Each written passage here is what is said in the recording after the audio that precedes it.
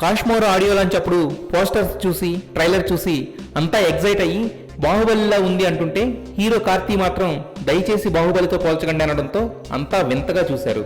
బాహుబలి ఏనుగు, కాశ్మోరా కుక్కపిల్ల అని అతను చేసిన కామెంట్స్ కి అంతా షాక్ అయ్యారు. అయితే కార్తీ అలా మాట్లాడడానికి కరెక్ట్ అండ్ పర్ఫెక్ట్ రీజన్ వేరే ఉంది. అది తెలిస్తే అందరూ షాక్ అవ్వాల్సిందే. 60 నుండి 80 కోట్ల భారీ బడ్జెట్తో గ్రాండ్గా నిర్మించిన ఈ సినిమా రన్ టైం 2 గంటల 44 నిమిషాలట.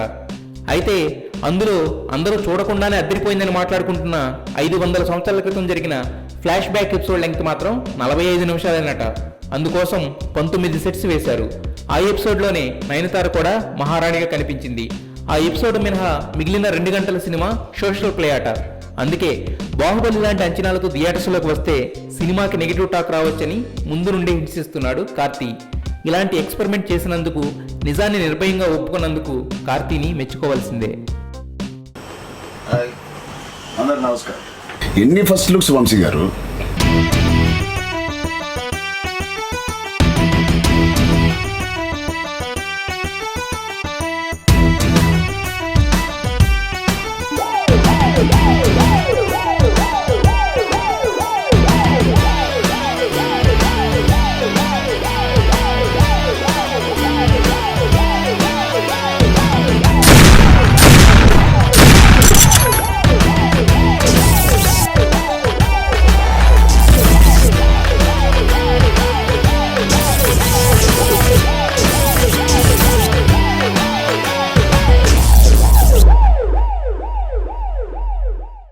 రే Tej, you are very very lucky.